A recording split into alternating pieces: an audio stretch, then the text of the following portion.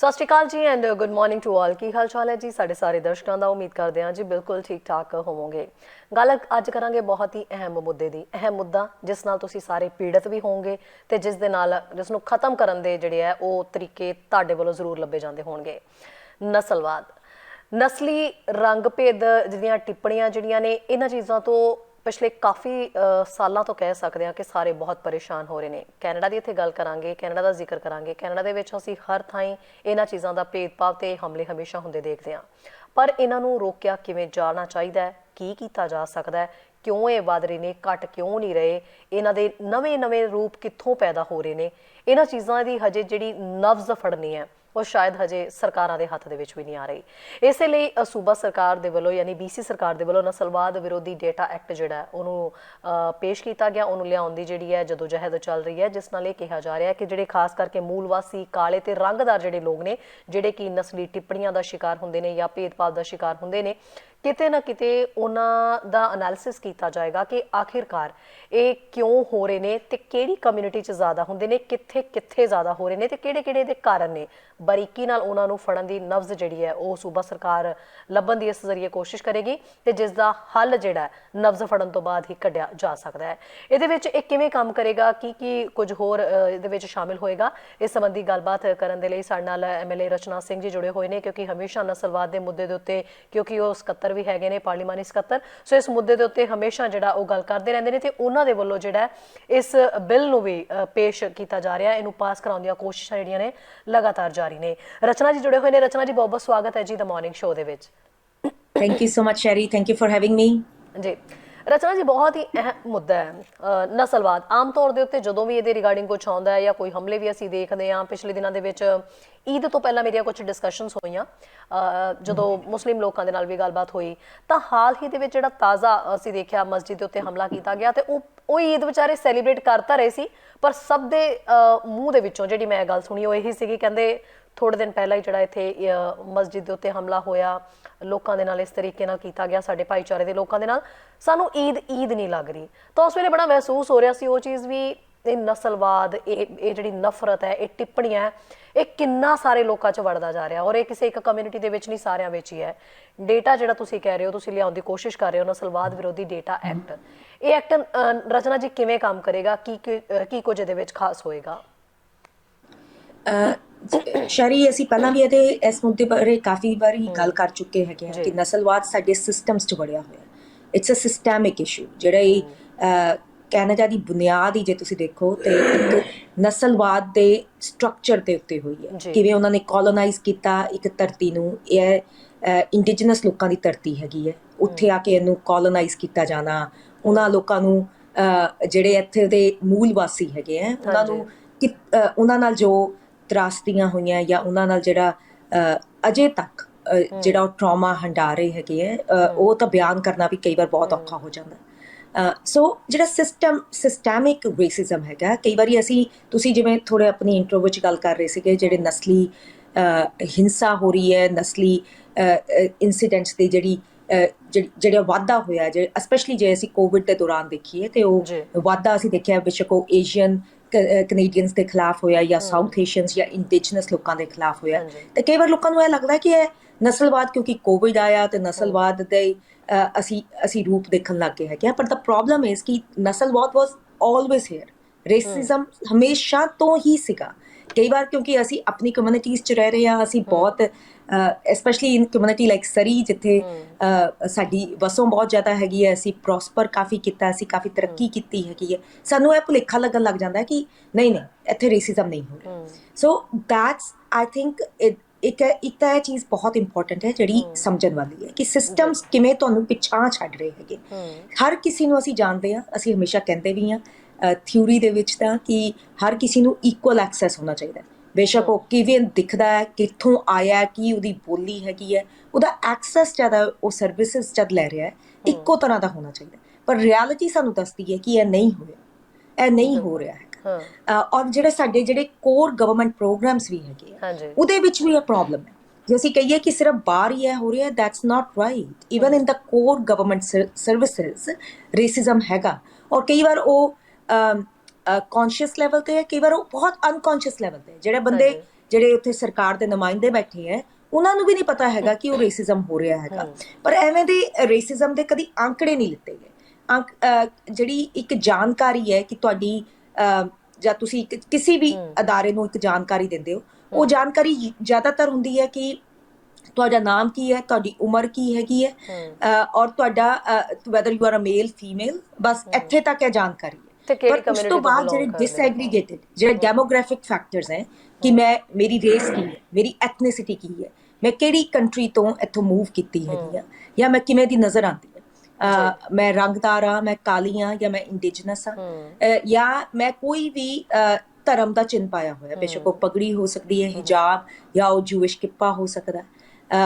ਕਿਹੜੇ ਅਪਰੈਸਿਵ ਫੈਕਟਰਸ ਹਨ, ਕਿਹੜੇ ਫੈਕਟਰਸ ਹੈ ਜਿਹੜੇ ਇੰਟਰਸੈਕਸ਼ਨਲ ਸੋਸ਼ਲ ਫੈਕਟਰਸ ਜਿਹੜਾ ਮੇਰੇ ਐਕਸਪੀਰੀਅੰਸ ਨੂੰ ਡਿਸਕ੍ਰਿਮੀਨੇਟਰੀ ਬਣਾ ਰਹੇ ਹੈ। ਇਹ ਆંકੜੇ ਕਦੀ BC ਨੇ ਇਕੱਠੇ ਨਹੀਂ ਕੀਤੇ, ਤਾਂ ਕਰਕੇ ਜਿਹੜਾ ਬਿੱਲ ਮੰਡੇ ਨੂੰ 2 ਮਈ ਨੂੰ ਜਿਹੜਾ ਐਂਟੀ ਰੇਸਿਜ਼ਮ ਡੇਟਾ ਐਕਟ ਪੇਸ਼ ਹੋਇਆ ਲੈਜਿਸਲੇਚਰ ਵਿੱਚ, ਹਿਸਟੋਰਿਕ ਹੈ ਉਸ ਤਰ੍ਹਾਂ ਨਾਲ, ਕਿਉਂਕਿ ਇਹ ਪਹਿਲਾਂ ਕਦੀ ਵੀ ਐਵੇਂ ਦੀ ਆંકੜੇ ਇਕੱਠੇ ਕਰਨ ਲਈ ਇੱਕ ਉਪਰਾਲਾ ਨਹੀਂ ਕੀਤਾ ਗਿਆ। ਆંકੜੇ ਇਕੱਠੇ ਕੀਤੇ ਜਾਂਦੇ, ਅਸੀਂ ਜਾਣਦੇ ਹਾਂ ਕਿ ਆંકੜੇ ਇਕੱਠੇ ਕੀਤੇ ਜਾਂਦੇ, ਸਟੈਟਸ ਆਰ ਆਲਵੇਜ਼ ਟੇਕਨ, ਪਰ ਜਿਹੜੇ ਸਟੈਟਸ ਜਿਹੜੇ ਸਪੈਸ਼ਲੀ ਜਿਹੜੇ ਡਿਸਐਗਰੀਗੇਟਿਡ ਸਟੈਟਸ ਸੀਗੇ, ਜਾਂ ਤਾਂ ਉਹ ਇਕੱਠੇ ਕੀਤੇ ਹੀ ਨਹੀਂ ਗਏ, ਜੇ ਉਹ ਇਕੱਠੇ ਕੀਤੇ ਗਏ ਤੇ ਉਹ ਬਹੁਤ ਹੀ ਇਨਕਨਸਿਸਟੈਂਟ ਵੇ ਨਾਲ ਇਕੱਠੇ ਕੀਤੇ ਗਏ। ਸੋ ਦੈਟਸ ਦ ਰੀਜ਼ਨ ਕਿ ਇਹ ਐਕਟ ਬਹੁਤ ਜ਼ਿਆਦਾ ਜ਼ਰੂਰੀ ਹੈ, ਕਿਉਂਕਿ ਜਿਹੜੀ ਚੀਜ਼ ਅਸੀਂ ਪਛਾਣ ਹੀ ਨਹੀਂ ਰਹੇ, ਜਿਹੜੀ ਸਾਡੇ ਸਾਹਮਣੇ ਨਹੀਂ ਹੈਗੀ, ਅਸੀਂ ਉਹਦੇ ਤੇ ਉਪਰਾਲੇ ਕਿਵੇਂ ਕਰਾਂਗੇ, ਉਹਦੇ ਤੇ ਪਾਲਿਸੀ ਵਰਕ ਕਿਵੇਂ ਲੈ ਕੇ ਆਵਾਂਗੇ ਕਿ ਜਿਹੜੇ ਉਹ ਗੈਪਸ, ਉਹ ਬੈਰੀਅਰਸ ਨੂੰ ਹਟਾਇਆ ਜਾ ਸਕੇ। ਜੀ ਰਚਨਾ ਜੀ, ਪਹਿਲਾਂ ਤਾਂ ਮੈਂ ਆਪਣੇ ਕਾਲਰਸ ਨੂੰ ਪਲੀਜ਼ ਕਹਿਣਾ, ਜਿਹੜੇ ਕਾਲਰਸ ਇਸ ਮੁੱਦੇ ਦੇ ਉੱਤੇ ਸਾਡੇ ਨਾਲ ਜੁੜਨਾ ਚਾਹੁੰਦੇ ਨੇ, ਕੋਈ ਆਪਣਾ ਜ਼ਿਕਰ ਕਰਨਾ ਚਾਹੁੰਦੇ ਹੋ ਇਸ ਮੁੱਦੇ ਰਿਗਾਰਡਿੰਗ, ਕੋਈ ਤੁਹਾਡਾ ਐਕਸਪੀਰੀਅੰਸ ਇਹਨਾਂ ਚੀਜ਼ਾਂ ਨਾਲ ਹੋਇਆ ਤਾਂ ਪਲੀਜ਼ ਕਾਲ ਕਰਕੇ ਜ਼ਰੂਰ ਸ਼ੇਅਰ ਕਰਿਓ। ਤਾਂ ਰਚਨਾ ਜੀ, ਸਟੈਟਸ ਦੀ ਤੁਸੀਂ ਗੱਲ ਕੀਤੀ ਹੈ, ਹੁਣ ਜਦੋਂ ਇਹਨਾਂ ਚੀਜ਼ਾਂ ਦੀ ਪਛਾਣ ਕੀਤੀ ਜਾਏਗੀ, ਜਦੋਂ ਸਰਵੇ ਕੀਤੇ ਜਾ ਰਹੇ ਨੇ, ਡਾਟਾ ਇਕੱਠਾ ਕੀਤਾ ਜਾ ਰਿਹਾ, ਇਹ ਡਾਟਾ ਕਿਸ ਆਧਾਰ ਤੇ ਇਕੱਠਾ ਕੀਤਾ ਜਾ ਰਿਹਾ ਹੈ, ਲਾਈਕ ਕਿਹੜੇ ਪਲੇਟਫਾਰਮ ਨੂੰ ਤੁਸੀਂ ਇਸਤੇਮਾਲ ਕਰ ਰਹੇ ਹੋ, ਕਿਵੇਂ ਇਹਦਾ ਸਾਰਾ ਐਨਾਲਿਸਿਸ ਕੀਤਾ ਜਾ ਰਿਹਾ। ਆਮ ਲੋਕ ਨੇ ਜਿਹੜੇ ਕਿ ਸ਼ਾਇਦ ਅੱਜ ਸ਼ੋਅ ਦੇ ਵਿੱਚ ਵੀ ਜੁੜੇ ਨੇ, ਡਾਟਾ ਸ਼ਬਦ ਸੁਣ ਰਹੇ ਨੇ, ਪਰ ਉਹ ਡਾਟਾ ਕਿੱਥੋਂ ਲਿਆ ਜਾ ਰਿਹਾ, ਕਿਵੇਂ ਤੁਸੀਂ ਇਕੱਠਾ ਕਰ ਰਹੇ ਹੋ, ਕਿਵੇਂ ਉਹਦਾ ਐਨਾਲਿਸਿਸ ਕੀਤਾ ਜਾਏਗਾ, ਕਿਵੇਂ ਉਹਦਾ ਨਾਪ ਤੋਲੇ ਕੀਤਾ ਜਾਏਗਾ ਵੀ ਉਹ ਸਹੀ ਹੈ ਜਾਂ ਗਲਤ ਹੈ ਡਾਟਾ, ਉਹ ਸਾਰੀ ਪਹਿਚਾਣ ਓਵਰਆਲ ਸਿਸਟਮ ਦੇ ਵਿੱਚ ਕਿਵੇਂ ਲਿਆਂਦੀ ਜਾਏਗੀ। ਸ਼ਰੀ, ਤੁਸੀਂ ਬਹੁਤ ਹੀ ਆਈ ਥਿੰਕ ਵਾਜਬ ਸਵਾਲ ਕੀਤਾ। ਜਦੋਂ ਅਸੀਂ ਡਾਟਾ ਲੈਜਿਸਲੇਸ਼ਨ ਦੀ, ਜਦੋਂ ਪ੍ਰੀਮੀਅਰ ਹਾਰਗਨ ਨੇ ਮੈਨੂੰ ਇੱਕ ਤਾਂ ਪਾਰਲੀਮੈਂਟਰੀ ਸਕੱਤਰ ਐਂਟੀ ਰੇਸਿਜ਼ਮ ਦਾ ਨਿਯੁਕਤ ਕੀਤਾ, ਉਹਨਾਂ ਨੇ 2 ਮੇਨ ਜਿਹੜੀਆਂ ਮੈਨੂੰ ਚੀਜ਼ਾਂ ਕਹੀਆਂ ਸੀ ਕਰਨ ਦੀ, ਉਹ ਸੀਗਾ ਇੱਕ ਤਾਂ ਡਾਟਾ ਐਕਟ ਤੇ ਨਾਲ ਹੀ ਸੀਗਾ ਐਂਟੀ ਰੇਸਿਜ਼ਮ, ਪੂਰਾ ਬ੍ਰੌਡਰ ਐਂਟੀ ਰੇਸਿਜ਼ਮ ਦਾ। ਪਰ ਅਸੀਂ ਜਾਣਦੇ ਸੀਗੇ ਕਿ ਜਿਹੜਾ ਡਾਟਾ ਹੈ, ਇੱਕ ਤਾਂ ਇਹ ਸ਼ਬਦਾਵਲੀ ਜਿਹੜੀ ਹੈਗੀ ਬਹੁਤ ਹੀ ਟੈਕਨੀਕਲ ਸ਼ਬਦਾਵਲੀ, ਅਸੀਂ ਜਾਣਦੇ ਕਿ ਕਮਿਊਨਿਟੀਜ਼ ਬਹੁਤ ਦੇਰ ਤੋਂ ਮੰਗ ਕਰ ਰਹੀਆਂ ਸੀਗੀਆਂ ਇਸ ਚੀਜ਼ ਦੀਆਂ, ਪਰ ਨਾਲ ਹੀ ਨਾਲ ਉਹਨਾਂ ਨੂੰ ਖਦਸ਼ੇ ਵੀ ਸੀਗੇ ਕਿ ਤੁਸੀਂ ਕਿਵੇਂ ਕਲੈਕਟ ਕਰੋਗੇ, ਇਸ ਡਾਟਾ ਨੂੰ ਯੂਜ਼ ਕਿਵੇਂ ਕਰੋਗੇ। ਤੇ ਅਸੀਂ ਜਦੋਂ ਇਹ ਪ੍ਰੋਸੈਸ ਸ਼ੁਰੂ ਕੀਤਾ, ਜਦੋਂ ਗੱਲਬਾਤ ਸ਼ੁਰੂ ਕੀਤੀ ਸਟੇਕ ਹੋਲਡਰਸ ਦੇ ਨਾਲ, ਕਮਿਊਨਿਟੀ ਦੇ ਪਾਰਟਨਰਸ ਦੇ ਨਾਲ, ਅਸੀਂ ਇੱਕ ਚੀਜ਼ ਜਿਹੜੀ ਸਾਨੂੰ ਪਤਾ ਚੱਲੀ, ਅਸੀਂ ਬਹੁਤ ਹੀ ਐਕਸਟੈਂਸਿਵ ਕੰਸਲਟੇਸ਼ਨ ਕੀਤੀ ਸ਼ਰੀਅਤ ਦੇ ਲਈ। 13,000 ਤੋਂ ਵੱਧ ਲੋਕੀ ਇਸ ਕੰਸਲਟੇਸ਼ਨ ਵਿੱਚ ਸ਼ਾਮਲ ਹੋਏ ਥਰੂ ਆਊਟ ਬ੍ਰਿਟਿਸ਼ ਕੋਲੰਬੀਆ। ਉਹ ਰੰਗਦਾਰ ਲੋਕੀ ਸੀ, ਕਾਲੇ ਲੋਕੀ, ਤੁਹਾਡੇ ਮੇਰੇ ਵਰਗੇ ਲੋਕੀ, ਮੁਸਲਮਾਨ ਲੋਕੀ, ਉਹਨਾਂ ਨੇ ਇਹਨਾਂ ਚੀਜ਼ਾਂ ਵਿੱਚ ਸ਼ਮੂਲੀਅਤ ਕੀਤੀ। ਔਰ ਦੈਟ ਵਾਸ ਵੈਰੀ ਇੰਪੋਰਟੈਂਟ ਕਿ ਅਸੀਂ ਜਾਣਨਾ ਚਾਹੁੰਦੇ ਸੀ ਉਹ ਕਮਿਊਨਿਟੀਜ਼ ਜਿਹੜੀਆਂ ਆਲਰੇਡੀ ਇੰਪੈਕਟਡ ਹੈ, ਕਿ ਉਹਨਾਂ ਨੂੰ ਅਸੀਂ ਕਿਵੇਂ ਇਹ ਡਾਟਾ ਦਾ ਪ੍ਰੋਸੈਸ, ਜਿਹੜਾ ਫਰੇਮਵਰਕ ਅਸੀਂ ਬਣਾਇਆ ਇਸ ਲੈਜਿਸਲੇਸ਼ਨ ਦਾ, ਕਿਵੇਂ ਬਣੇ। ਤੇ ਜਿਹੜੀ ਇੱਕ ਚੀਜ਼ ਸਾਨੂੰ ਪਤਾ ਚੱਲੀ ਕਿ ਯੈਸ, ਇਹ ਡਾਟਾ ਇਕੱਠਾ ਕਰਨ ਦੀ ਬਹੁਤ ਲੋੜ ਹੈ, ਕਿਉਂਕਿ ਜਿਹੜੇ ਗੈਪਸ ਹੈ, ਅਸੀਂ ਜਿਵੇਂ ਮੈਂ ਪਹਿਲਾਂ ਹੀ ਕਿਹਾ ਸੀ, ਖਤਮ ਹੀ ਨਹੀਂ ਕਰ ਪਾਵਾਂਗੇ ਜੇ ਸਾਡੇ ਸਾਹਮਣੇ ਨਹੀਂ ਨਜ਼ਰ ਆ ਰਹੇ ਹੈ। ਪਰ ਉਹਦੇ ਨਾਲ ਉਹ ਗੈਪਸ ਦੇ ਨਾਲ ਜਿਹੜੀ ਇੱਕ ਚੀਜ਼ ਜਿਹੜੀ ਉਹਨਾਂ ਨੇ ਸਾਨੂੰ ਦੱਸੀ, ਕਿ ਉਹ ਨਹੀਂ ਚਾਹੁੰਦੇ ਕਿ ਉਹ ਇਹ ਇਨਫੋਰਮੇਸ਼ਨ ਬਾਰ-ਬਾਰ ਦਿੰਦੇ ਜਾਣ। ਜਦ ਅਸੀਂ ਕਹਿੰਦੇ ਹਾਂ ਕਿ ਗਵਰਨਮੈਂਟ ਦੇ ਅਦਾਰਿਆਂ ਦੇ ਵਿੱਚ ਰੇਸਿਜ਼ਮ ਹੈਗਾ, ਅਸੀਂ ਪਤਾ ਕਰਨਾ ਚਾਹਾਂਗੇ ਕਿ ਕਿਵੇਂ ਲੋਕੀ ਇੰਪੈਕਟ ਹੋ ਰਹੇ ਹੈਗੇ, ਪਰ ਪੀਪਲ ਡਿਡ ਨਾਟ ਵਾਂਟ ਕਿ ਉਹ, ਜਿਵੇਂ ਸਪੋਜ਼ ਕਰੋ ਹਸਪੀਟਲ ਵਿੱਚ ਜਾਂਦੇ ਤੇ ਹਸਪੀਟਲ ਵਿੱਚ ਇਹ ਇਨਫੋਰਮੇਸ਼ਨ ਦੇਣ, ਇਹ ਨਹੀਂ ਉਹ ਚਾਹੁੰਦੇ। ਬਾਰ-ਬਾਰ ਇਨਫੋਰਮੇਸ਼ਨ ਦੇਣਾ ਨਹੀਂ ਉਹ ਚਾਹੁੰਦੇ, ਜਾਂ ਉਹ ICBC ਦੇ ਦਫ਼ਤਰ 'ਚ ਜਾਂਦੇ ਤੇ ਇਹ ਇਨਫੋਰਮੇਸ਼ਨ ਦੇਣ। Something this was made clear to us ਕਿ ਉਹ ਰਿਪੀਟਡਲੀ ਇਹ ਇਨਫੋਰਮੇਸ਼ਨ ਨਹੀਂ ਦੇਣਾ ਚਾਹੁੰਦੇ, ਉਹ ਕੰਫਰਟੇਬਲ ਨਹੀਂ ਫੀਲ ਕਰਦੇ। ਤੇ ਇਹ ਜਿਹੜੇ ਐਕਟ ਦੇ ਵਿੱਚ ਜਿਹੜੀ ਅਸੀਂ ਪ੍ਰੋਵੀਜ਼ਨ ਪਾਈ ਹੈ ਕਿ ਅਸੀਂ ਕਿਵੇਂ ਇਕੱਠਾ ਕਰਨਾ ਹੈ ਇਹ ਡਾਟਾ, ਅਸੀਂ ਇੱਕ ਪੋਪੂਲੇਸ਼ਨ ਸਰਵੇ ਕਰਾਂਗੇ, ਸੈਂਸਸ, ਜਿਹਦੇ ਤੋਂ ਅਸੀਂ ਸਾਰੇ ਵਾਕਫ ਹੈਗੇ ਹਾਂ। 5 ਸਾਲਾਂ ਬਾਅਦ ਅਸੀਂ ਆਮ ਹੀ ਭਰੀਦਾ ਹੈਗਾ, ਉਵੇਂ ਦਾ ਇੱਕ BC ਸਟੈਟਸ ਵੱਲੋਂ ਜਿਹੜਾ ਸੈਂਸਸ ਹੈ, ਉਹ ਫੈਡਰਲ ਗਵਰਨਮੈਂਟ ਦਾ ਵੱਲੋਂ ਇਨੀਸ਼ੀਏਟ ਜਾਂਦਾ ਹੈ। ਪਰ ਇੱਕ BC ਸਟੈਟਸ ਵੱਲੋਂ ਇੱਕ ਪੋਪੂਲੇਸ਼ਨ ਸਰਵੇ ਅਸੀਂ ਲੈ ਕੇ ਆਵਾਂਗੇ ਜਦ ਡੇਟਾ ਲੈਜਿਸਲੇਸ਼ਨ ਪਾਸ ਹੋ ਜਾਏਗਾ ਉਸ ਤੋਂ ਬਾਅਦ ਇੱਕ ਫਾਲ ਦੇ ਵਿੱਚ ਜਿਹੜੇ ਕਿ ਸਾਰੇ ਘਰਾਂ ਦੇ ਵਿੱਚ ਜਾਏਗਾ, ਜਿਹਦੇ ਵਿੱਚ ਹਰ ਕਿਸੇ ਨੂੰ ਮੌਕਾ ਮਿਲੇਗਾ ਕਿ ਉਹ ਇਨਫੋਰਮੇਸ਼ਨ, ਪਰ ਨਾਲ ਹੀ ਨਾਲ ਅਸੀਂ ਇਹ ਵੀ ਕਰ ਰਹੇ ਹਾਂ ਕਿ ਇਹ ਅਸੀਂ ਕੋਈ ਜ਼ਬਰਦਸਤੀ ਨਹੀਂ ਕਰ ਰਹੇ ਤੁਹਾਡੇ ਤੇ ਕਿ ਤੁਸੀਂ ਇਹ ਇਨਫੋਰਮੇਸ਼ਨ ਦੇਣੀ ਹੀ ਦੇਣੀ ਹੈ। If you feel comfortable giving that information and ਉਹਦਾ ਇੱਕ ਆંકੜਾ ਸਾਨੂੰ ਮਿਲ ਜਾਏਗਾ, ਸਾਨੂੰ ਜਿਹਦੀ ਉਮੀਦ ਹੈ ਕਿ ਸਾਨੂੰ ਮਿਲੇਗਾ, ਕਿਉਂਕਿ 13,000 ਤੋਂ ਵੱਧ ਲੋਕਾਂ ਨੇ ਸਾਡੇ ਕੰਸਲਟੇਸ਼ਨ 'ਚ ਵੀ ਸਾਨੂੰ ਪਤਾ ਹੈ ਕਿ ਕਿੰਨੀ ਐਕਸਾਈਟਮੈਂਟ, ਕਿੰਨਾ ਜ਼ਿਆਦਾ ਇੱਛਾ ਹੈਗੀ ਇਸ ਡੇਟਾ ਨੂੰ ਕਲੈਕਟ ਕਰਨ ਬਾਰੇ। ਉਹ ਜਦ ਇਨਫੋਰਮੇਸ਼ਨ ਸਾਡੇ ਕੋਲ ਆ ਜਾਏਗੀ, ਜਿਹੜੇ ਸਾਡੇ ਡੇਟਾ ਇਨੀਸ਼ੀਏਟਿਵਸ ਦੇ ਲੋਕੀ ਹੈਗੇ ਉਹ ਪੂਰੀ ਇਨਫੋਰਮੇਸ਼ਨ ਨੂੰ ਐਨਾਲਾਈਜ਼ ਕਰਨਗੇ ਤੇ ਉਹਦੀ ਪਹਿਲੀ ਪਬਲਿਕ ਰਿਪੋਰਟ ਜਿਹੜੀ ਹੈ ਸਾਨੂੰ ਉਮੀਦ ਹੈ ਕਿ ਅਗਲੀ ਮਈ ਵਿੱਚ ਅਸੀਂ ਪੇਸ਼ ਕਰ ਸਕਾਂਗੇ, ਜਿਹੜੀ ਇੱਕ ਪਬਲਿਕ ਰਿਪੋਰਟ ਹੋਏਗੀ ਜਿਹੜੀ ਸਾਰਿਆਂ ਦੇ ਸਾਹਮਣੇ ਆਏਗੀ ਕਿ ਸਾਨੂੰ ਕੀ ਕੀ ਦੇਖਣ ਨੂੰ ਮਿਲਿਆ ਉਸ ਡੇਟਾ ਐਨਾਲਿਸਿਸ ਵਿੱਚੋਂ। ਜੀ ਰਚਨਾ ਜੀ, ਇਹ ਤਾਂ ਰਹੀ ਡੇਟਾ ਦੀ ਗੱਲ। ਹੁਣ ਇਹ ਗੱਲ ਕਿੰਨੇ ਪਰਸੈਂਟ ਇਹ ਚੀਜ਼ ਦਾ ਟਰਸਟ ਕੀਤਾ ਜਾ ਸਕਦਾ ਹੈ ਕਿ ਇਹ ਜਿਹੜੇ ਮਾਮਲੇ ਨੇ, ਇਹ ਭੇਦਭਾਵ, ਟਿੱਪਣੀਆਂ, ਇਹ ਹਮਲੇ ਜਿਹੜੇ ਨੇ ਇਹ ਰੁਕ ਸਕਦੇ ਨੇ, ਤੇ ਜਿਹੜਾ ਨਸਲਵਾਦ ਦਾ ਸ਼ਬਦ ਹੈ ਇਹ ਸ਼ਬਦ ਕਿਤੇ ਨਾ ਕਿਤੇ ਚਲੋ ਹੌਲੀ ਹੌਲੀ ਘਟਾਉਣ ਤੇ ਆਵਾਂਗੇ ਤਾਂ ਖਤਮ ਹੋਣ ਦੀ ਉਮੀਦ ਵੀ ਲਗਾਈ ਜਾ ਸਕਦੀ ਹੈ। ਕਿੰਨੇ ਪਰਸੈਂਟ ਤੁਹਾਨੂੰ ਇਸ ਚੀਜ਼ ਤੇ ਭਰੋਸਾ ਹੈਗਾ ਵੀ ਇਸ ਚੀਜ਼ ਤੋਂ ਅਸੀਂ ਬਾਹਰ ਨਿਕਲ ਆਵਾਂਗੇ ਤੇ ਇਹ ਜਿਹੜੇ ਇਸ ਤਰੀਕੇ ਦੀ ਨਸਲੀ ਜਿਹੜਾ ਸ਼ਬਦ ਸਾਡੇ ਨਾਲ ਜੁੜਦਾ ਹੈ ਨਸਲਵਾਦ ਦਾ, ਇਹ ਖਤਮ ਹੋ ਸਕਦਾ ਹੈਗਾ? ਜਿਹੜਾ ਨਸਲਵਾਦ ਹੈ ਬਹੁਤ ਹੀ ਕੰਪਲੈਕਸ ਇਸ਼ੂ ਹੈ। ਮੈਂ ਜਿਵੇਂ ਕਿਹਾ ਕਿ ਸਦੀਆਂ ਤੋਂ ਚੱਲਿਆ ਆ ਰਿਹਾ ਹੈ, it is within our systems embedded, very deep rooted. ਤੇ ਜੇ ਅਸੀਂ ਕਹੀਏ ਕਿ ਮੈਂ ਬਹੁਤ ਹੀ ਗਲਤ ਹੋਊਂਗੀ ਜੇ ਮੈਂ ਕਹੂੰਗੀ ਕਿ ਸਿਰਫ ਇਹ ਲੈਜਿਸਲੇਸ਼ਨ ਆ ਗਿਆ ਤੇ ਉਹਦੇ ਨਾਲ ਨਸਲਵਾਦ ਖਤਮ ਹੋ ਜਾਏਗਾ, ਇਹ ਲੈਜਿਸਲੇਸ਼ਨ ਜਦ ਪਾਸ ਹੋ ਜਾਏਗਾ ਤੇ ਉਹਦੇ ਨਾਲ ਨਸਲਵਾਦ ਖਤਮ ਹੋ ਜਾਏਗਾ। ਇਟਸ ਅ ਲੌਂਗ ਪ੍ਰੋਸੈਸ ਔਰ ਹਮੇਸ਼ਾ ਅਸੀਂ ਇਸ ਬਾਰੇ, it's a very sensitive, it's a very complex process and ਅਸੀਂ ਪਰ ਇਹ ਲੈਜਿਸਲੇਸ਼ਨ ਦਾ ਲਿਆਉਣਾ ਅਹਿਮ ਇਸ ਕਰਕੇ ਹੈਗਾ ਸ਼ਰੀ, ਕਿਉਂਕਿ ਇਹ ਕਮਿਟਮੈਂਟ ਦੱਸਦਾ ਹੈ ਸਾਡੀ ਸਰਕਾਰ ਦੀ, ਪ੍ਰੀਮੀਅਰ ਹੌਰਗਨ ਦੀ, ਸਾਰੇ ਸਾਡੇ ਜਿੰਨੇ ਵੀ ਸੂਬੇ ਦੇ ਜਿਹੜੇ ਲੈਜਿਸਲੇਚਰ ਵਿੱਚ ਜਦ ਲੈਜਿਸਲੇਸ਼ਨ ਪਾਸ ਹੋਏਗਾ ਉਹਨਾਂ MLAs ਦੀ ਕਮਿਟਮੈਂਟ ਦੱਸਦਾ ਹੈ ਕਿ ਅਸੀਂ we are on the path towards that. ਅਸੀਂ ਇੱਕ ਬਹੁਤ ਸਟਰੋਂਗਲੀ ਲੈਂਦੇ ਹਾਂ ਇਸ ਚੀਜ਼ ਨੂੰ। ਅਸੀਂ ਨਸਲਵਾਦ, ਜਿਵੇਂ ਮੈਂ ਪਹਿਲਾਂ ਵੀ ਕਿਹਾ, ਬਹੁਤ ਸਾਲਾਂ ਤੋਂ ਹੈਗਾ, ਬਹੁਤ ਸਦੀਆਂ ਤੋਂ ਚੱਲ ਰਿਹਾ ਹੈਗਾ। ਕਿਸੇ ਆਮ ਸਰਕਾਰ ਦੀ ਤਰ੍ਹਾਂ ਅਸੀਂ ਵੀ ਕਹਿ ਸਕਦੇ ਸੀਗੇ ਕਿ ਇੰਨੀ ਦੇਰ ਤੋਂ ਚੱਲ ਰਿਹਾ ਹੈ, it's just stay, let it stay the way it is, but we are taking initiatives. ਅਸੀਂ ਉਵੇਂ ਦੇ ਉਪਰਾਲੇ ਕਰ ਰਹੇ ਹੈਗੇ, ਉਵੇਂ ਦੇ ਲੈਜਿਸਲੇਸ਼ਨ ਲੈ ਕੇ ਆ ਰਹੇ ਹਾਂ ਜਿਹਦੇ ਨਾਲ ਇਹਨਾਂ ਨੂੰ ਘਟਾਇਆ ਜਾਵੇ। ਡੇਟਾ ਇੱਕ ਹਿੱਸਾ ਹੈਗਾ ਉਸ ਉਪਰਾਲੇ ਦਾ। ਉਸ ਤੋਂ ਬਾਅਦ ਇਹਦੇ ਬਾਅਦ ਸਾਡਾ ਕੰਮ ਖਤਮ ਨਹੀਂ ਹੋ ਜਾਂਦਾ, ਕੰਮ ਬੇਸਿਕਲੀ ਹੁਣ ਸ਼ੁਰੂ ਹੁੰਦਾ। ਜਿਵੇਂ ਮੈਂ ਪਹਿਲਾਂ ਹੀ ਕਿਹਾ, ਡੇਟਾ ਦਾ ਇਕੱਠਾ ਕਰਨਾ, ਉਹਦਾ ਐਨਾਲਿਸਿਸ ਕਰਨਾ, ਉਹਦੀ ਰਿਪੋਰਟਸ ਆਉਣੀਆਂ ਤੇ ਉਹਦੇ ਤੇ ਪਾਲਿਸੀ ਵਰਕ ਹੋਣਾ। ਪਰ ਨਾਲ ਹੀ ਨਾਲ ਸਾਡਾ ਅਗਲੇ ਸਾਲ ਜਿਹੜੀ ਮੇਰੀ ਮੈਂਡੇਟ ਹੈਗੀ ਹੈ, ਜਿਹੜੀ ਪ੍ਰੀਮੀਅਰ ਹੌਰਗਨ ਨੇ ਦਿੱਤੀ ਹੋਈ ਹੈ, ਬ੍ਰੌਡਰ ਐਂਟੀ ਰੇਸਿਜ਼ਮ ਐਕਟ ਲੈ ਕੇ ਆਉਣਾ ਬ੍ਰਿਟਿਸ਼ ਕੋਲੰਬੀਆ ਲਈ। ਸਾਡੇ ਕੋਲ ਉਹ ਐਕਟ ਹੈ ਨਹੀਂਗਾ। ਓਨਟਾਰੀਓ ਵਰਗੇ ਸੂਬੇ ਕੋਲ ਉਹ ਐਕਟ ਹੈਗਾ, anti racism act. Nova Scotia ਕੋਲ ਹੈਗਾ, BC ਕੋਲ ਨਹੀਂ ਹੈਗਾ। So it would be the first time in the history of British Columbia, just like data act, ਪਹਿਲੀ ਵਾਰ ਐਵੇਂ ਦਾ ਇੱਕ ਐਕਟ ਆਏਗਾ।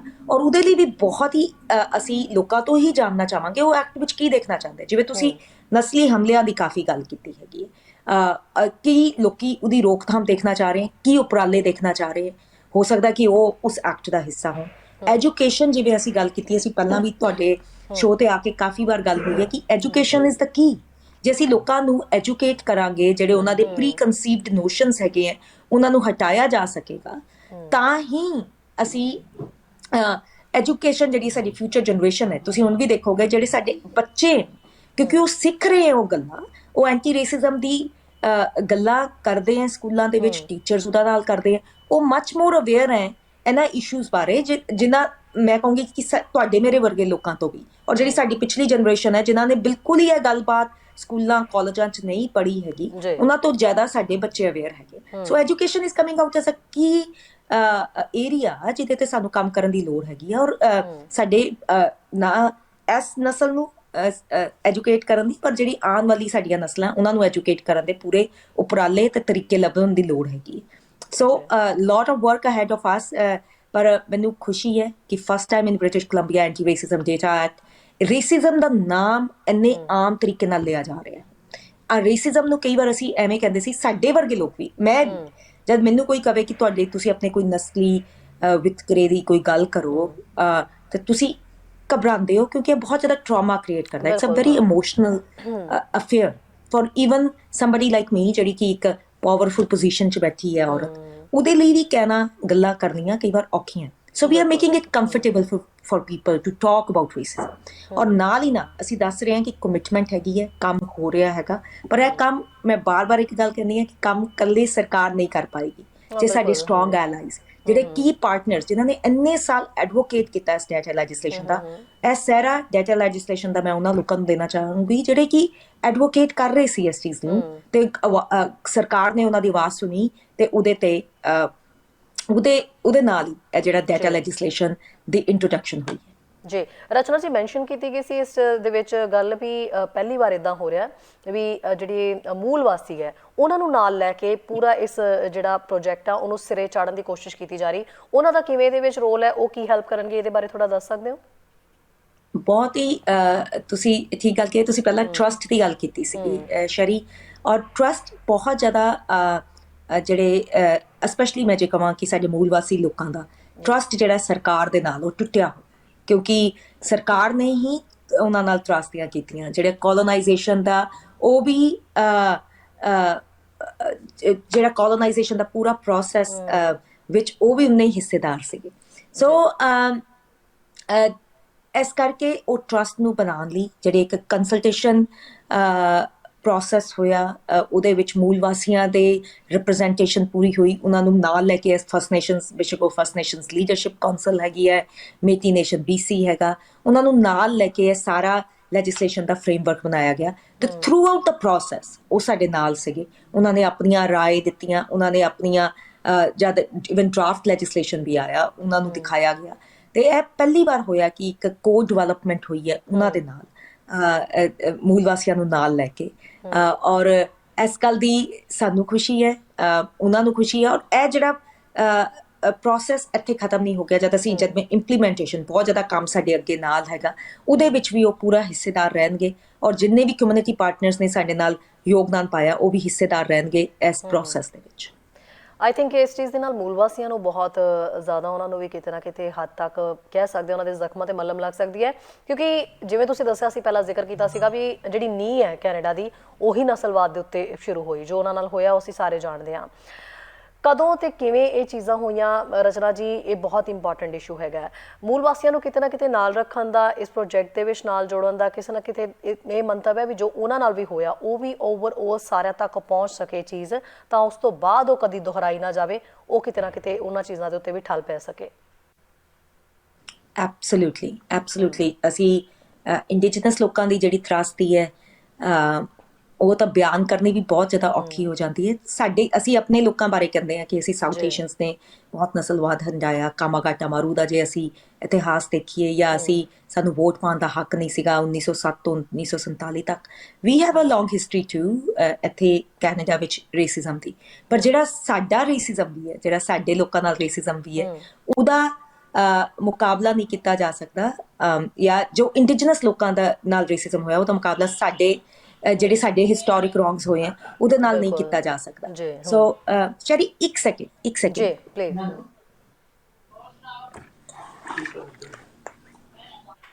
ਸੋ ਦੱਸਦੇ ਕਿ ਇਸ ਵੇਲੇ ਰਚਨਾ ਜੀ ਵਿਕਟੋਰੀਆ ਤੋਂ ਸਾਡੇ ਨਾਲ ਜੁੜੇ ਹੋਏ ਨੇ, ਕਿਉਂਕਿ ਉੱਥੇ ਹੀ ਇਹ ਬਿੱਲ ਜਿਹੜਾ ਉਹਦੇ ਸੰਬੰਧੀ ਗੱਲਬਾਤ ਕੀਤੀ ਜਾ ਰਹੀ ਹੈ। ਬਿੱਲ ਪੇਸ਼ ਉੱਥੇ ਕੀਤਾ ਗਿਆ ਤੇ ਬਿੱਲ ਪਾਸ ਵੀ ਜਿਹੜਾ ਉੱਥੇ ਹੋਣਾ ਇਸੇ ਸੈਸ਼ਨ ਦੇ ਵਿੱਚ। ਸੋ ਵਿਕਟੋਰੀਆ ਤੋਂ ਰਚਨਾ ਜੀ ਜਿਹੜੇ ਸਾਡੇ ਨਾਲ ਜੁੜੇ ਹੋਏ ਨੇ ਤੇ ਇਸ ਸੰਬੰਧੀ ਜਿਹੜੀ ਵਿਸਥਾਰ ਦੇ ਨਾਲ ਉਹ ਜਾਣਕਾਰੀ ਸਾਂਝੀ ਕਰ ਰਹੇ ਨੇ। ਇਸ ਅਹਿਮ ਮੁੱਦੇ ਦੇ ਉੱਤੇ ਮੈਨੂੰ ਲੱਗਦਾ ਸਭ ਦੇ ਕੋਈ ਨਾ ਕੋਈ ਐਕਸਪੀਰੀਅੰਸ ਹੋਣਗੇ, ਜੇ ਕੋਈ ਸ਼ੇਅਰ ਕਰਨਾ ਚਾਹੁੰਦਾ ਕਾਲ ਵੀ ਕਰ ਸਕਦਾ ਹੈ। ਜੀ Rachna ji please continue. Sorry about that. No problem. ਤੇ ਪਰ ਜੋ ਉਹਨਾਂ ਨਾਲ ਤਰਾਸਦੀਆਂ ਹੋਈਆਂ ਤੇ ਉਹਨਾਂ ਨਾਲ ਜੋ ਵਿਤਕਰਾ ਹੋਇਆ, ਜੋ ਡਿਸਕ੍ਰਿਮੀਨੇਸ਼ਨ ਜੋ ਅੱਜ ਦੇ ਟਾਈਮ 'ਚ ਵੀ ਹੁਣ ਵੀ ਚੱਲ ਰਿਹਾ ਹੈਗਾ। ਅਸੀਂ ਪਿਛਲੇ ਸਾਲ ਹੀ ਅਸੀਂ ਕਾਫੀ ਜ਼ਿਆਦਾ ਚਰਚਾ ਕੀਤੀ ਸੀਗੀ ਜਿਹੜੀਆਂ ਅਨਮਾਰਕਡ ਗ੍ਰੇਵਸ ਦੀ ਜਿਹੜੀ ਸਾਨੂੰ ਮਿਲੀਆਂ ਹੈਗੀਆਂ ਰੈਜ਼ੀਡੈਂਸ਼ੀਅਲ ਸਕੂਲਸ ਵਿੱਚ, ਕੈਮਲੂਪਸ ਵਿੱਚ ਤੇ ਹੋਰ ਪਾਰਟਸ ਆਫ ਕੈਨੇਡਾ ਵਿੱਚੋਂ। ਤੇ ਉਹ ਤਾਂ just at tip of iceberg ਹੈਗਾ ਸ਼ਰੀ। ਅਸੀਂ ਜਾਣਦੇ ਹਾਂ ਕਿ ਉਹਨਾਂ ਨਾਲ ਜਿਹੜੀਆਂ ਤਰਾਸਦੀਆਂ ਹੋਈਆਂ ਉਹ ਕਈ ਵਾਰ ਬਿਆਨ ਵੀ ਨਹੀਂ ਹੋਈਆਂ, ਔਰ ਸਾਡੀ ਸਰਕਾਰ ਹੀ ਸੀਗੀ ਜਿਨ੍ਹਾਂ ਨੇ ਡ੍ਰਿਪਾ ਵਰਗਾ ਬਿੱਲ ਲੈ ਕੇ ਆਏ, ਜਿਹੜਾ ਕਿ ਡੈਕਲੇਰੇਸ਼ਨ ਆਫ ਇੰਡੀਜੀਨਸ ਰਾਈਟਸ ਹੈਗਾ।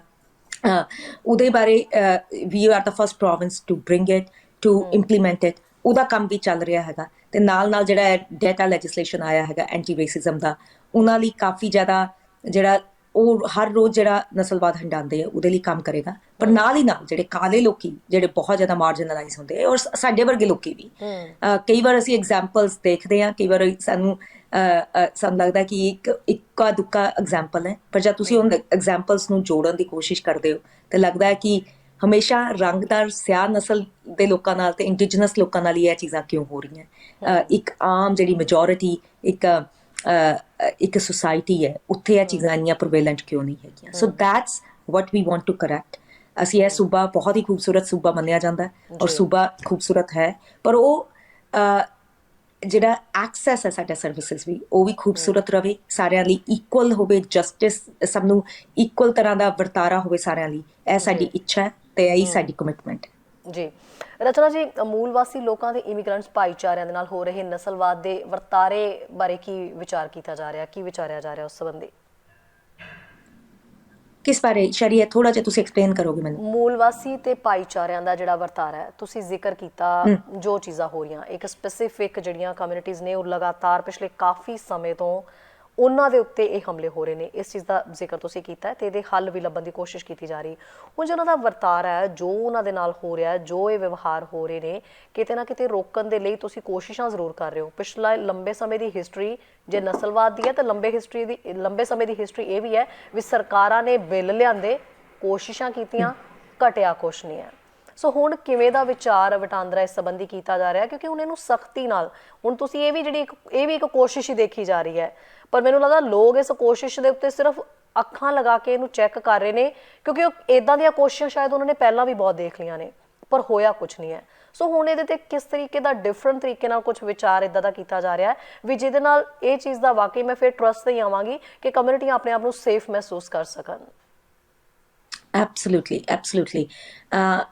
ਮੈਂ ਕਹੂੰਗੀ ਕਿ ਜਿਹੜੀ ਇੱਕ ਸਰਕਾਰ ਦੀ ਕਮਿਟਮੈਂਟ ਹੈ, ਜਿਹੜੀ ਸਰਕਾਰਾਂ ਜਦ ਕਹਿੰਦੀਆਂ ਕਿ ਰੇਸਿਜ਼ਮ ਹੈਗਾ, I think that's a very very important step. ਬਹੁਤ ਸਾਲਾਂ ਤੋਂ ਤਾਂ ਸਰਕਾਰਾਂ ਕਹਿੰਦੀਆਂ ਸੀ ਨਹੀਂ, ਨਸਲਵਾਦ ਹੈ ਹੀ ਨਹੀਂਗਾ, ਕੁਝ ਗਲਤ ਹੋ ਹੀ ਨਹੀਂ ਰਿਹਾ ਹੈਗਾ ਤੇ ਉਹਦੇ ਤੇ ਕੰਮ ਕਰਨ ਦੀ ਕੀ ਲੋੜ ਹੈਗੀ, ਜਦਕਿ ਅਸੀਂ ਤਾਂ ਬਹੁਤ ਹੀ ਮਲਟੀਕਲਚਰਲ ਸੁਸਾਇਟੀ 'ਚ ਰਹਿੰਦੇ ਹਾਂ। ਅਸੀਂ ਤਾਂ ਇੱਥੇ ਦੀਵਾਲੀ ਵੀ ਮਨਾਈ ਦੀ ਹੈ, ਅਸੀਂ ਵਿਸਾਖੀ ਦੇ ਸਭ ਤੋਂ ਵੱਡੇ ਨਗਰ ਕੀਰਤਨ ਹੁੰਦੇ, ਜਾਂ ਈਦ ਜਾਂ ਚਾਈਨੀਜ਼ ਨਿਊ ਈਅਰ, ਉਹ ਸਾਰੀਆਂ ਚੀਜ਼ਾਂ ਕਹਿੰਦੇ ਸੀ। ਬਟਰ ਚਿਕਨ, ਸਮੋਸੇ ਸਾਰੇ ਖਾਂਦੇ ਹੈ ਔਰ ਚਰਚਾ ਕਰਦੇ ਹੈ। ਪਰ ਜਦ ਮੇਰੀ ਨਿਯੁਕਤੀ, ਮੈਂ ਹਮੇਸ਼ਾ ਇੱਕ ਗੱਲ ਕੀਤੀ ਹੈ, moving from multiculturalism towards anti racism, ਇਹ ਸਾਡੀ ਸਰਕਾਰ ਨੇ ਇਹ ਟ੍ਰਾਂਜੀਸ਼ਨ ਕੀਤੀ ਹੈਗੀ। ਜਿਹੜਾ ਮੇਰਾ ਪੋਰਟਫੋਲੀਓ ਸੀਗਾ ਉਹ ਪਾਰਲੀਮੈਂਟਰੀ ਸੈਕਟਰੀ ਆਫ ਮਲਟੀਕਲਚਰਲਿਜ਼ਮ ਹੁੰਦਾ ਸੀਗਾ ਪਹਿਲਾਂ। ਹੁਣ ਪਹਿਲੀ ਵਾਰ ਇਹਦਾ ਪੋਰਟਫੋਲੀਓ ਬਣ ਗਿਆ parliamentary secretary for anti racism initiatives. ਅਸੀਂ BC ਨੋ ਡਾਊਟ ਇੱਕ ਮਲਟੀਕਲਚਰਲ ਸੂਬਾ ਹੈ, ਬਹੁਤ ਤਰ੍ਹਾਂ ਦੇ ਲੋਕ ਇੱਥੇ ਰਹਿੰਦੇ, ਬਹੁਤ ਤਰ੍ਹਾਂ ਦੇ ਪਹਿਰਾਵੇ ਪਾਉਂਦੇ, ਬਹੁਤ ਤਰ੍ਹਾਂ ਦੇ ਤਿਉਹਾਰ ਮਨਾਉਂਦੇ ਹੈ, which is a great. I think ਉਹ ਚੀਜ਼ਾਂ ਅਚੀਵ ਕਰਨ ਲਈ ਵੀ ਬਹੁਤ ਸਮਾਂ ਲੱਗਿਆ, ਪਰ ਉਸ ਤੋਂ ਅੱਗੇ ਵਧਣ ਦੀ ਵੀ ਲੋੜ ਹੈਗੀ ਹੈ। ਜਿਵੇਂ ਅਸੀਂ ਥਰੂ ਆਊਟ ਜਿਹੜੀ ਅਸੀਂ ਗੱਲ ਕੀਤੀ ਹੈ, ਜਿਹੜੀਆਂ ਕੁਰੀਤੀਆਂ, ਜਿਹੜੇ ਪਾਲਿਸੀ ਵਰਕ ਹੈਗਾ, ਜਿਹੜਾ ਸਾਡੇ ਸਿਸਟਮਸ ਦੇ ਵਿੱਚ ਹੈ, ਜਿਹੜਾ ਸਿਸਟੈਮਿਕ ਰੇਸਿਜ਼ਮ ਹੈ, ਜੇ ਅਸੀਂ ਉਹਨੂੰ ਐਡਰੈਸ ਨਹੀਂ ਕਰਾਂਗੇ, ਕਿਉਂਕਿ ਉਹ ਬਹੁਤ ਡਿਫਿਕਲਟ ਕੰਮ ਹੈ, ਕਈ ਵਾਰ ਅਸੀਂ ਉਹ ਗੱਲ ਨਹੀਂ ਕਰਨਾ ਚਾਹੁੰਦੇ ਕਿਉਂਕਿ ਉਹ ਸਾਨੂੰ ਅਨਕੰਫਰਟੇਬਲ ਕਰਦਾ। ਮਲਟੀਕਲਚਰਲਿਜ਼ਮ ਜਦ ਅਸੀਂ ਕਿਸੇ ਫੰਕਸ਼ਨ 'ਚ ਜਾ ਰਹੇ ਹਾਂ, ਉਹਦੇ 'ਚ ਸ਼ਮੂਲੀਅਤ ਕਰ ਰਹੇ ਹਾਂ, ਉਹ ਜਿਹੜੇ ਗੋਰੇ ਲੋਕ ਵੀ ਹੈ ਜਦ ਉਹਨਾਂ 'ਚ ਸ਼ਮੂਲੀਅਤ ਕਰਦੇ ਹੈ, ਦੇ ਫੀਲ ਵੈਰੀ ਫਾਈਨ, ਰਾਈਟ, ਕਿਉਂਕਿ ਉਹ ਤਿਉਹਾਰ ਦਾ ਮਾਹੌਲ ਹੈ, ਤੁਸੀਂ ਇੰਜੋਏ ਕਰ ਰਹੇ ਹੋ, ਤੁਸੀਂ ਉਹਨਾਂ ਨੂੰ ਵਿਸ਼ ਕਰ ਰਹੇ ਹੋ, ਉਹਨਾਂ ਦਾ ਖਾਣਾ ਖਾ ਰਹੇ ਹੋ, ਫਾਈਨ। ਪਰ you have to go beyond that, you have to enjoy that, but you have to do the work that is also very uncomfortable, and racism ਦਾ ਕੰਮ ਹੈ ਬਹੁਤ uncomfortable। so ਅਸੀਂ ਉਸ ਰਸਤੇ ਤੇ ਹੈਗੇ ਹਾਂ, ਉਸ ਰਸਤੇ ਲਈ ਸਾਡੀ ਕਮਿਟਮੈਂਟ ਹੈ। ਪਰ ਨਾਲ ਹੀ ਨਾਲ ਮੈਂ ਜਿਹੜੀ ਗੱਲ ਪਹਿਲਾਂ ਕਹੀ ਹੈ, ਸਰਕਾਰਾਂ ਦੀ ਮੋਰਲ ਐਂਡ ਐਥੀਕਲ ਰਿਸਪੌਂਸਿਬਿਲਿਟੀ ਹੈ, ਬੇਸ਼ੱਕ ਉਹ ਲੈਜਿਸਲੇਸ਼ਨ ਲੈ ਕੇ ਆਉਣਾ, ਉਹ ਲੈਜਿਸਲੇਸ਼ਨ ਦੀ ਪੂਰਤੀ ਕਰਨਾ, ਉਹਨਾਂ ਨੂੰ ਇੰਪਲੀਮੈਂਟ ਕਰਨਾ, ਪਰ ਨਾਲ ਹੀ ਨਾਲ ਅਸੀਂ ਇਹ ਕੰਮ ਇਕੱਲੇ ਨਹੀਂ ਕਰ ਪਾਵਾਂਗੇ। ਜੇ ਅਸੀਂ ਕਹੀਏ ਕਿ ਅਸੀਂ ਇਕੱਲੇ ਸਰਕਾਰ ਹੀ ਕੁਝ ਕਰ ਦੇਗੀ, ਜੇ ਤੇ ਸਾਰੀ ਜਿਹੜੀ ਪੋਪੂਲੇਸ਼ਨ ਹੈਗੀ ਹੈ ਸਾਡੀ ਉਹ ਬੈਠੀ ਸਿਰਫ ਦੇਖ ਰਹੀ ਹੈ ਕਿ ਸਰਕਾਰ ਇਹ ਕੰਮ ਕਰ ਰਹੀ ਹੈ, no, we all have to be strong allies. ਜੇ ਸਾਡੇ ਵਰਗੇ ਲੋਕ ਵੀ ਹੈਗੇ, ਅਸੀਂ ਸਰੀ ਵਿੱਚ ਰਹਿ ਰਹੇ ਹਾਂ ਸ਼ਹਿਰੀ, ਕਈ ਵਾਰ ਹੁੰਦਾ ਕਿ ਸਾਡੇ ਸਾਹਮਣੇ ਵੀ ਨਸਲਵਾਦ ਹੋ ਰਿਹਾ ਹੁੰਦਾ ਔਰ ਅਸੀਂ ਆਰਾਮ ਨਾਲ ਦੇਖ ਰਹੇ ਹਾਂ, ਅਸੀਂ ਕੁਝ ਕਹਿ ਨਹੀਂ ਰਹੇ ਹੈਗੇ, we are silent bystanders. How right is that? ਜੇ ਮੇਰੇ ਕਿਸੇ ਬਜ਼ੁਰਗ ਦੇ ਉੱਤੇ ਇੱਕ ਨਸਲੀ ਹਮਲਾ ਹੋ ਰਿਹਾ ਹੈ ਤੇ ਮੈਂ ਸਿਰਫ ਬੈਠੀ ਦੇਖ ਰਹੀ ਹਾਂ, if I don't feel comfortable, that's a different thing, but there are different ways. ਕਈ ਲੋਕਾਂ ਨੇ ਆਵਾਜ਼ ਚੁੱਕੀ ਹੈ, ਕਈ ਲੋਕਾਂ ਨੇ ਇੱਥੇ ਬਹੁਤ ਤਰ੍ਹਾਂ ਦੇ, ਮੈਨੂੰ ਲੱਗਦਾ ਬੜੇ ਪਾਰਕਾਂ ਦੇ ਵਿੱਚ ਤਾਂ ਅਸੀਂ ਖੁਦ ਸ਼ੂਟ ਵਾਸਤੇ ਪਹੁੰਚੇ ਹਾਂ ਜਿੱਥੇ ਲੋਕਾਂ ਨੇ ਕਿਸੇ ਨਾ ਕਿਸੇ ਨਾਲ ਹੁੰਦੇ ਇਸ ਬਿਹੇਵੀਅਰ ਨੂੰ ਜਾਂ ਕਿਸੇ ਆਪਣੇ ਨਾਲ ਹੋਇਆ ਤਾਂ ਉਹਨਾਂ ਨੇ ਉਹਦੀ ਆਵਾਜ਼ ਚੁੱਕੀ ਹੈ। ਬਕਾਇਦਾ ਉੱਥੇ ਕਮਿਊਨਿਟੀਆਂ ਇਕੱਠੀਆਂ ਹੋਈਆਂ, ਉੱਥੇ ਪ੍ਰੋਪਰ ਮੀਡੀਆ ਸੱਦੀ ਗਈ ਹੈ, ਜਿੰਨੀਆਂ ਕੁ ਕੋਸ਼ਿਸ਼ਾਂ ਕੋਈ ਕਰ ਸਕਦਾ ਕੀਤੀਆਂ ਜਾ ਰਹੀਆਂ ਨੇ। ਇੱਕ ਜਿਹੜੀ ਕਹਿ ਸਕਦੇ ਹਾਂ ਗੱਲ ਸਭ ਦੇ ਮੂੰਹੋਂ ਅਸੀਂ ਸੁਣਦੇ ਹਾਂ ਜਦੋਂ ਅਸੀਂ ਵੀ ਇੰਟਰਵਿਊਜ਼ ਕਰਦੇ ਹਾਂ, ਉਹ ਕਹਿੰਦੇ ਅਸੀਂ ਆਪਣੇ ਤੌਰ ਤੇ ਉਹਨੂੰ ਆਵਾਜ਼ ਚੱਕ ਲਈ। ਸਾਡੀ ਆਵਾਜ਼ ਚੱਕਣ ਦਾ ਮਤਲਬ ਅਸੀਂ ਪੁਲਿਸ ਨੂੰ ਵੀ ਵਿੱਚ ਸੱਦਿਆ, ਅਸੀਂ ਪੁਲਿਸ ਤੱਕ ਵੀ ਉਹ ਗੱਲ ਪਹੁੰਚਾਈ ਹੈਗੀ ਹੈ ਵੀ ਇਹ ਚੀਜ਼ਾਂ ਕਿਉਂ ਨਹੀਂ ਰੁਕਦੀਆਂ ਹੈਗੀਆਂ। ਜਦੋਂ ਤੁਸੀਂ ਗਸ਼ਤ ਕਰਦੇ ਹੋ ਸਾਰੀਆਂ ਥਾਵਾਂ ਤੇ, ਪੁਲਿਸ ਨੂੰ ਇਹ ਚੀਜ਼ਾਂ ਕਿਉਂ ਨਹੀਂ ਪਤਾ ਲੱਗਦੀਆਂ, ਸਾਨੂੰ ਪਹਿਲਾਂ ਕਿਉਂ ਪਤਾ ਲੱਗ ਜਾਂਦੀਆਂ ਨੇ। ਤੇ ਗਸ਼ਤ ਦੇ ਵੀ ਹਮੇਸ਼ਾ ਜ਼ਿਕਰ ਕੀਤਾ ਗਿਆ ਵੀ ਜਿਹੜਾ ਦੌਰਾ ਹੈਗਾ ਇੱਕ ਕਾਫੀ ਹੱਦ ਤੱਕ ਪੁਲਿਸਿੰਗ ਦਾ ਵੀ, ਉਹਦੇ ਤੇ ਵੀ ਕੋਈ ਨਾ ਕੋਈ ਕਮਾਂਡ ਜਿਹੜੀ ਹੈ ਉਹ ਸਰਕਾਰਾਂ ਨੂੰ ਬਣਾਉਣੀ ਚਾਹੀਦੀ ਹੈ। ਜੇ ਸੂਬੇ ਦੀ ਅਸੀਂ ਇੱਥੇ ਗੱਲ ਕਰੇ ਤਾਂ ਸੂਬਾ ਸਰਕਾਰ ਉਸ ਤੇ ਕੰਮ ਕਰੇ। ਦੂਜੀ ਗੱਲ ਇਹ ਹੈ ਕਿ ਪੁਲਿਸ ਦੇ ਨਾਲ ਨਾਲ ਸਿਸਟਮ ਦੇ ਵਿੱਚ ਉਸ ਤੋਂ ਬਾਅਦ ਸਰਕਾਰ ਆਉਂਦੀ ਹੈ ਸਭ ਤੋਂ ਵੱਡੇ ਪੈਮਾਨੇ ਦੇ ਉੱਤੇ, ਜਿੱਥੇ ਸਰਕਾਰ ਨੇ ਕੁਛ ਨਾ ਕੁਛ ਇਹਦੇ ਲਈ ਸਖਤੀ ਲਈ ਕਦਮ ਚੁੱਕਣੇ ਆ। ਹੁਣ ਜਦੋਂ ਕਹਿੰਦੇ ਸਰਕਾਰ ਤੱਕ ਅਸੀਂ ਗੱਲ ਪਹੁੰਚਾਉਂਦੇ ਆ ਸੈਮੀਨਾਰ, ਉਹ ਕਹਿੰਦੇ ਸਰਕਾਰਾਂ ਤੱਕ ਪਹੁੰਚਦੇ ਨੇ। ਅੱਜ ਅਸੀਂ ਕੋਈ ਪ੍ਰੋਟੈਸਟ ਕੀਤਾ ਸਰਕਾਰਾਂ ਤੱਕ ਤਾਂ ਪਹੁੰਚਦਾ।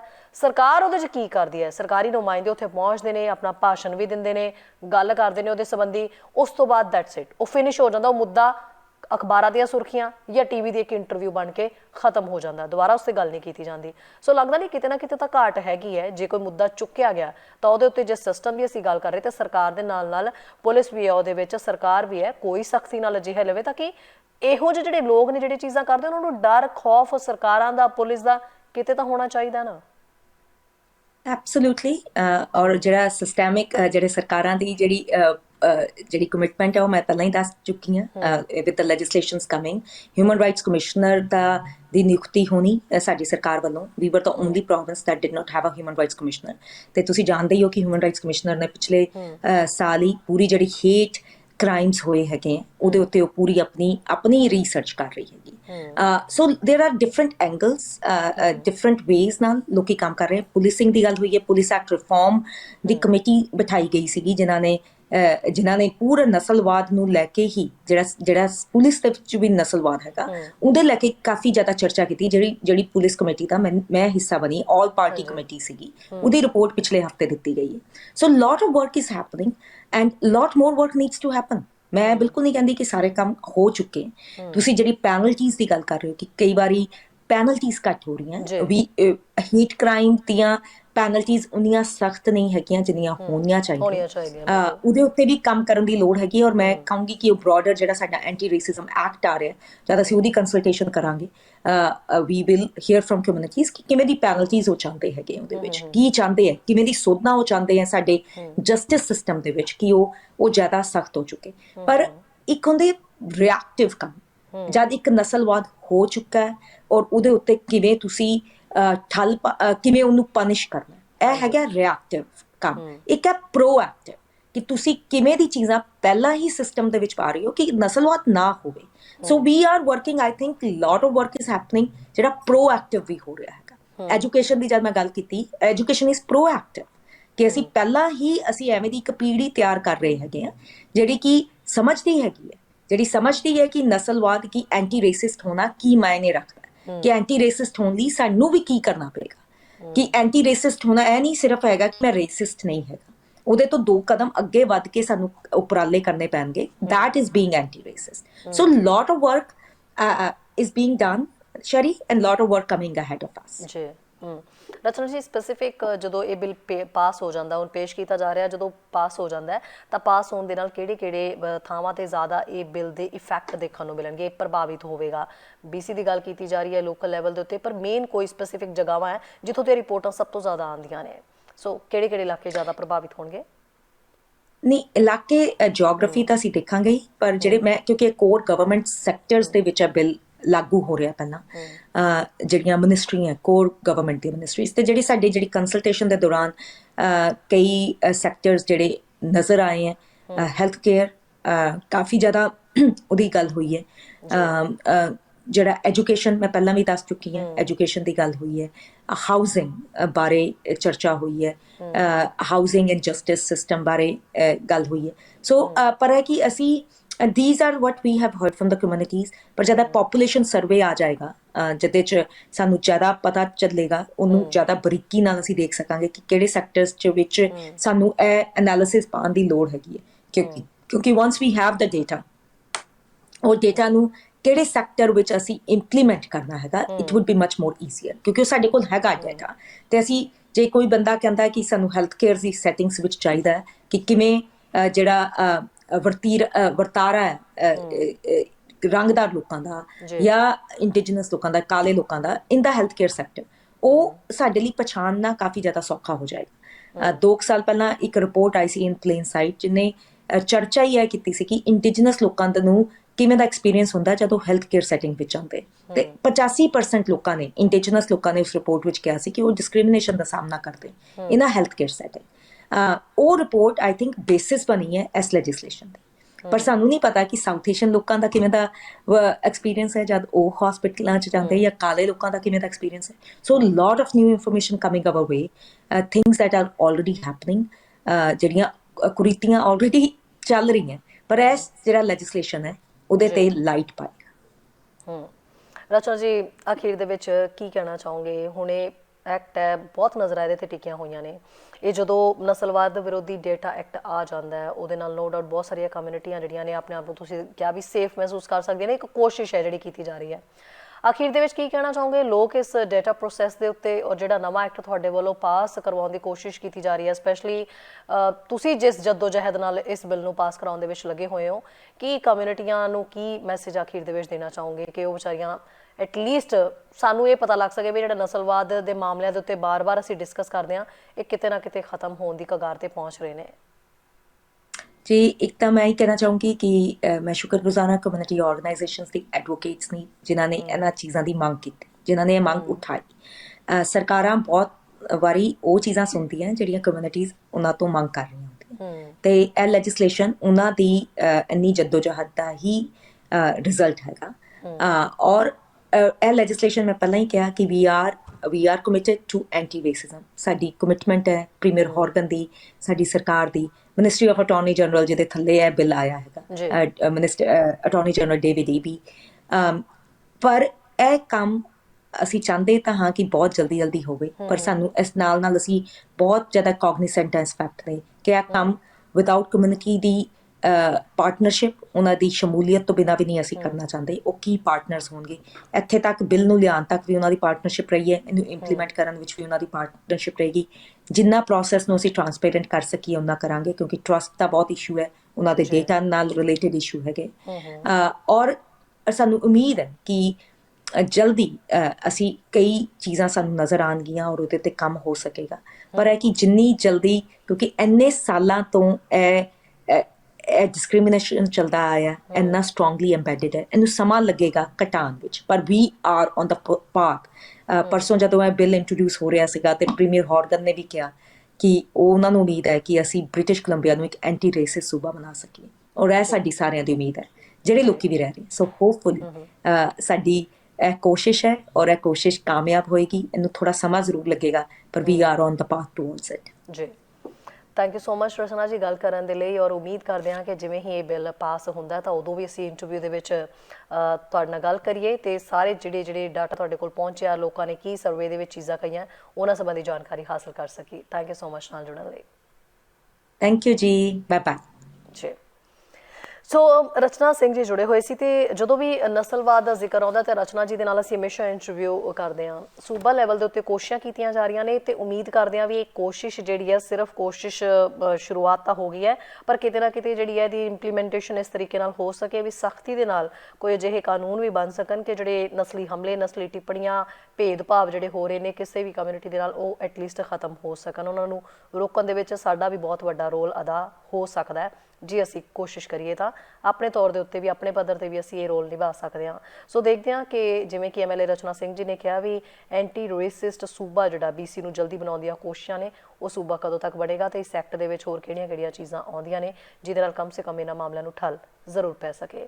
ਮਿਲਦੇ ਹਾਂ ਜੀ ਫਿਰ ਦ ਮਾਰਨਿੰਗ ਸ਼ੋਅ ਦੇ ਵਿੱਚ। ਇਜਾਜ਼ਤ ਦਿਓ, ਸਤਿ ਸ਼੍ਰੀ ਅਕਾਲ। ਸਾਡਾ ਹਰ ਇੱਕ ਪ੍ਰੋਗਰਾਮ ਦੇਖਣ ਤੇ ਸਾਡੇ ਨਾਲ ਜੁੜਨ ਲਈ ਸਬਸਕ੍ਰਾਈਬ ਕਰੋ ਚੈਨਲ ਪੰਜਾਬੀ ਤੇ ਨੋਟੀਫਿਕੇਸ਼ਨ ਲਈ ਬੈਲ ਆਈਕਨ ਵਾਲੇ ਬਟਨ ਤੇ ਕਲਿੱਕ ਕਰੋ।